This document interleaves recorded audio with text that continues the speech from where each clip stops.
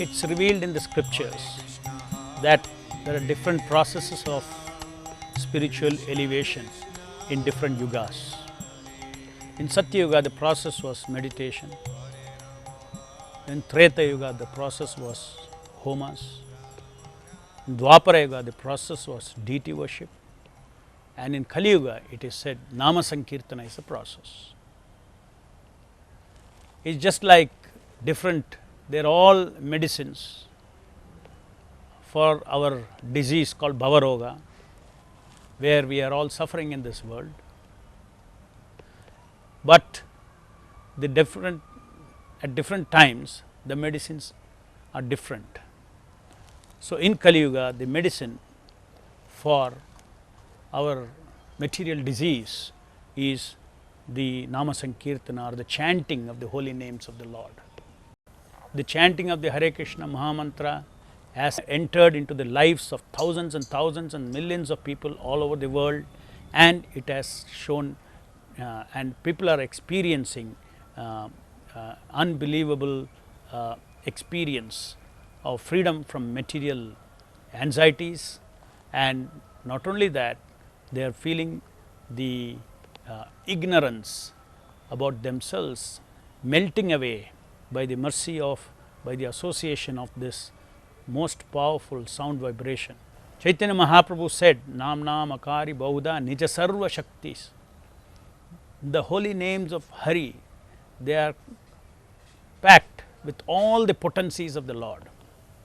So therefore, by associating with the holy name, that means by chanting Hare Krishna and hearing with our ears, we are actually taking in we are taking in the reservoir of all potencies, the reservoir of all taste. Krishna is also called as Akila Rasamrita Sindhu, is the ocean of all rasas, is the ocean of all mellows or all tastes in life. So we are all looking for love everywhere, and the highest love is the love of Godhead, and that's contained in the Hare Krishna Maha Mantra. So anybody who associates with that will see that his life is transforming in the form of transformation of his consciousness. Automatically it happens, just like if someone puts a hand in the fire, it will burn. In the same way, the Hare Krishna Maha Mantra, when it is taken through the years, it creates, it transforms us, it changes us, it purifies us, and brings out our full potential of experiencing the greatest experience that any soul can experience, that of love of Godhead. Hare Krishna, Krishna Krishna, Hare Hare, Hare Rama, Rama Rama, Hare Hare. Hare Krishna, Krishna Krishna, Hare Hare, Hare Rama. Prabhupada describes chanting as the cry of the soul, just like a child cries for its mother. So when we chant the names of the Lord, we are crying out to the Lord to engage us in His service. Krishna hears that cry like a mother would. So just like a mother would immediately attend to a child who is crying, Krishna instantly reciprocates to the person who is chanting his holy name, and you find so many things changing in your life. So he gives you the understanding of all that is there in the scripture, not maybe immediately, but that of course depends on your sincerity and so many other things. But when you sincerely chant, you find your perceptions change so much, and you start seeing life in a whole different light. See, chanting for one, it has this, it's not from this material realm, you know, it's coming from a spiritual realm. So it has a mystical, you know, a magical effect on you. It's like sometimes even without your own knowledge, you gradually, it may not be immediate, but then gradually you start finding immense differences when you look back. Say if I look at myself 2 years ago or 3 years ago, what I was then and what I was now, I've noticed a huge difference. It teaches things like, how you can balance your life. How do you handle anxiety? How do you handle excitement? How do you handle turbulences in life? I mean, if I look back and see how I used to handle these things before I chanted and after these years now, I see a huge difference. There's a lot of maturity has come in, and a lot of, the thought process has completely changed. You look around you, you look at what everybody else is engaged in around you, and you realize how much more meaning the scriptures have given to life, how much more value they've added to this human life. And how do I make sure that I keep on track? And it's the only way I find is to chant. Each morning when I wake up and chant with a fresh mind, it reminds me of my goal in life. It reminds me of what I need to do, what I have to do today to achieve that goal, remain focused. And how much time does it take? It's hardly anything, and it's so easy to chant. Just this little expenditure from my side, just a few minutes of time, keeps me so focused, right? Both materially and spiritually. You would be way ahead of all your peers if you just keep to this simple act of chanting. Actually, it's a change of consciousness. It's a whole paradigm shift, because we perceive things normally in a particular way, probably through blinkers, But what happens when you start chanting is that all the things that seem only theory, slowly you start to realize, you start having a much more deeper understanding of life itself.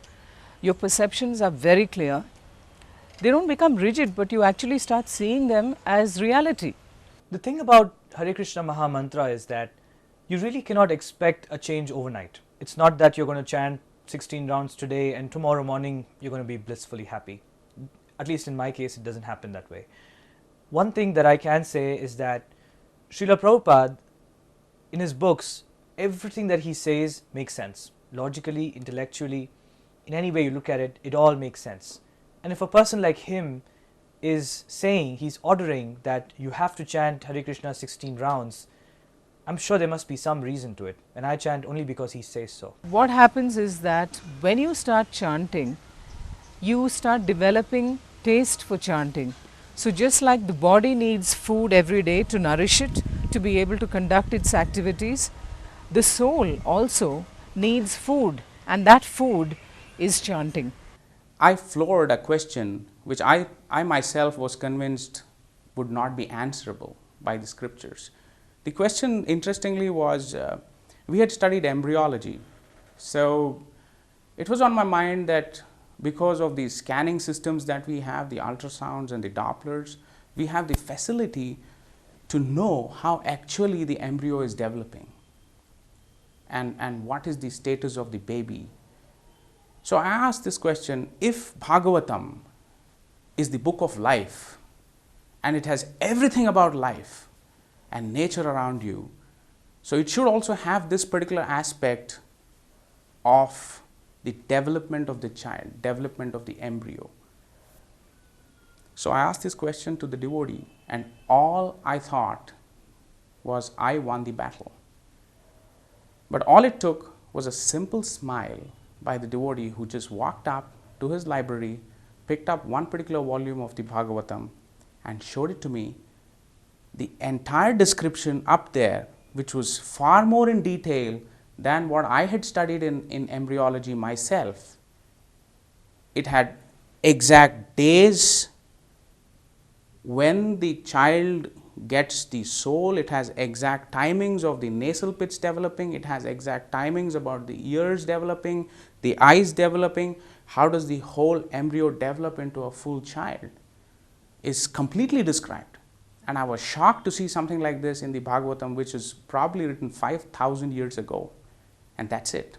So my whole belief system completely transformed, and from probably an atheist and so-called a scientist, my entire viewpoint changed into understanding more in depth about Krishna consciousness. So this was the first instance that I began to understand and truly believe that it is true and it's the best philosophy that anybody could understand.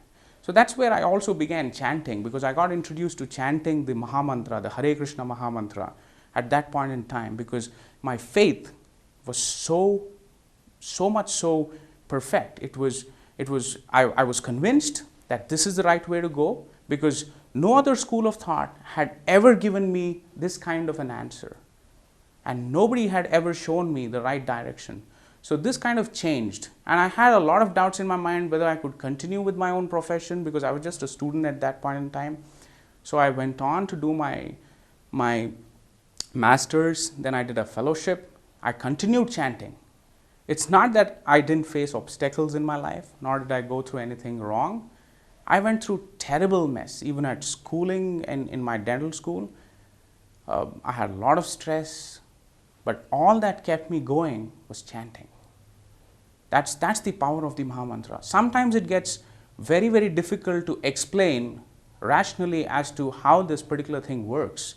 But I think there are certain things that are beyond explanations, and these are examples. The chanting is one of the most best ways that a person can lead a life. It has a very subtle effect on your body and your mind and your consciousness. And it has also proved to be a great aid for me even today. It's been almost 12 years since I've been introduced to this.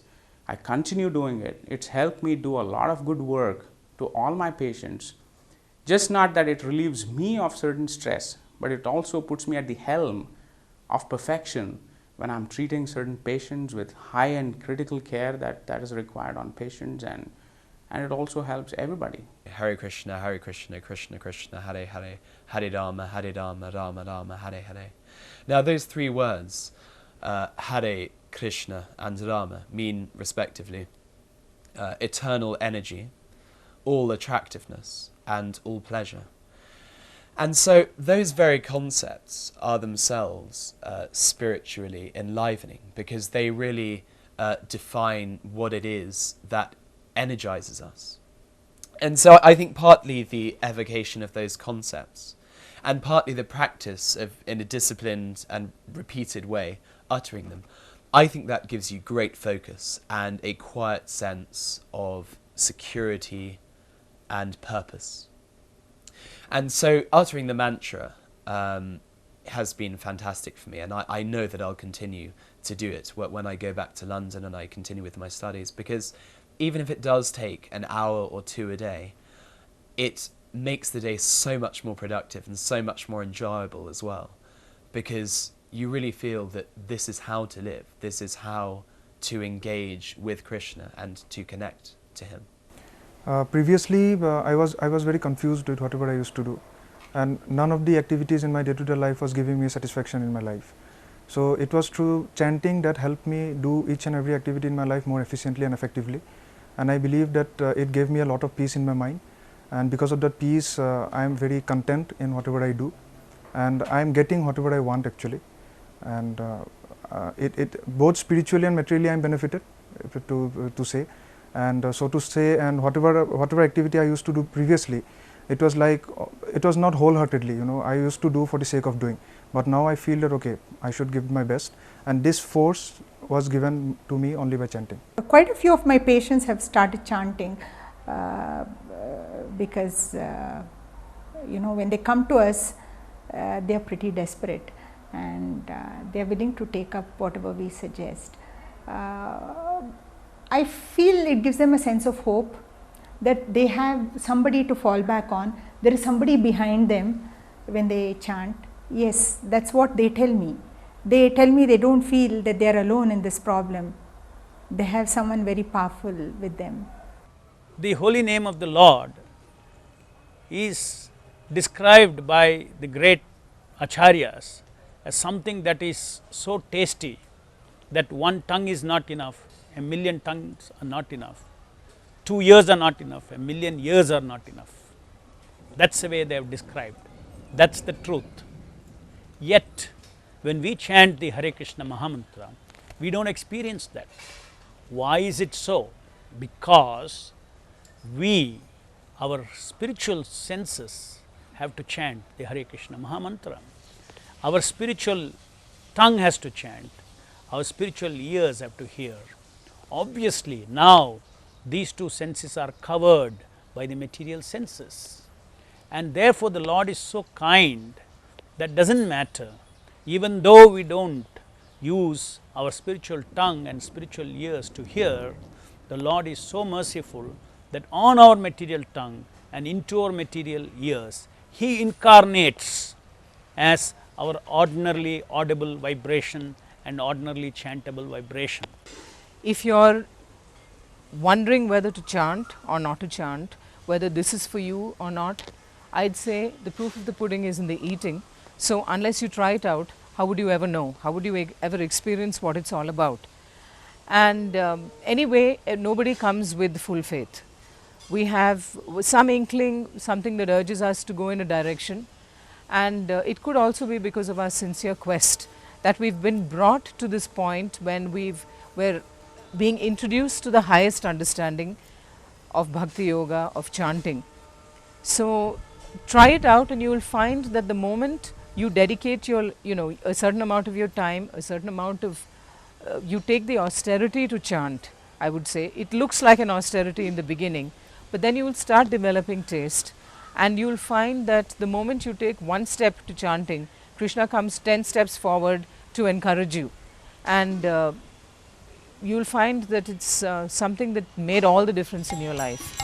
Hare Krishna